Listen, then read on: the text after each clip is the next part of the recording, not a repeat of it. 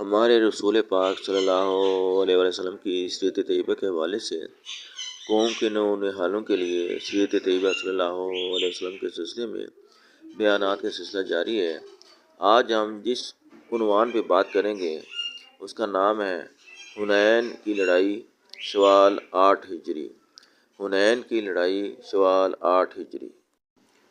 حنین کی لڑائی شوال 8 ہجری مکہ سے 50-60 میل کے فاصلے پر حوازن اور ثقیف کے طاقتور قبیلے بعد تھے۔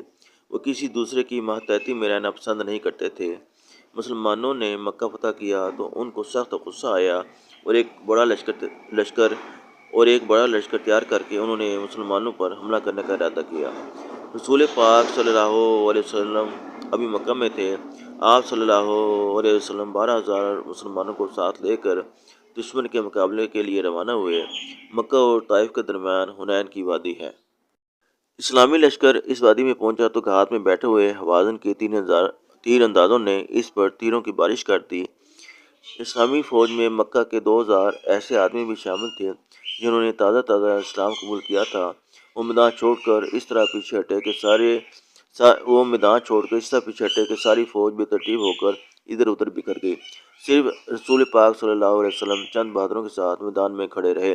اس وقت آپ صلی اللہ علیہ وسلم یہ شعر پڑھ رہے تھے: میں عبد المطلب کا بیٹا ہوں، میں اللہ کا نبی ہوں، اس میں کوئی جھوٹ نہیں۔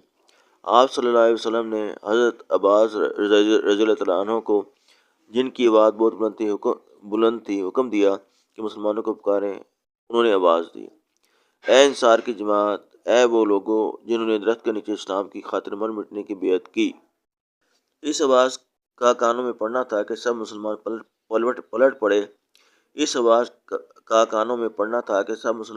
پلٹ پڑے۔ اور اس جوش سے لڑے کہ دشمن کو کچل کر رکھ دیا۔ حنین سے کچھ دور اوتاس ایک جگہ ہے۔ کافروں کی ایک فوج وہاں جمع ہو گئی۔ مسلمانوں نے اس کو بھی شکست دی۔ کافروں کی فوج کا ایک حصہ بھاگ کر طائف کے قلعے میں چلا گیا۔ آپ صلی اللہ علیہ وسلم نے اس کو گھیر لیا، لیکن دو تین ہفتوں کے بعد آپ صلی اللہ علیہ وسلم نے اس دعا کے ساتھ محاصرہ اٹھا لیا کہ الہی ان لوگوں کو ہدایت دے اور میرے پاس لا۔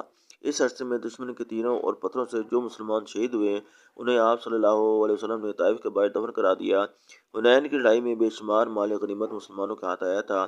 آپ صلی اللہ علیہ وسلم نے مال مویشیوں کو مسلمانوں میں تقسیم کر دیا، لیکن 6,000 قیدیوں کو رحم کھا کر چھوڑ دیا۔ ان میں آپ صلی اللہ علیہ وسلم کی دائیا بی بی حلیمہ رضی اللہ تعالیٰ عنہ کی بیٹی شیمہ رضی اللہ تعالیٰ عنہ بھی تھی۔ آپ صلی اللہ علیہ وسلم نے ان کی بہت عزت کی اور بہت سے اونٹ اور بکریاں دے کر رخصت کیا۔ دوسرے تمام قیدیوں کو بھی آپ صلی اللہ علیہ وسلم نے کپڑوں کا ایک جوڑا دیا۔ آپ صلی اللہ علیہ وسلم نے مکہ کے 9 مسلموں کو بہت سے اونٹ دیے۔ اس پر انصار کے کچھ نوجوانوں کو ملال ہوا اور ان کے منہ سے نکل گیا: اسلام کی خاطر ہم قریش کے کافروں سے جان کی بازی لگا کر لڑتے رہے، لیکن اب زیادہ مال غنیمت قریش ہی لے گئے ہیں۔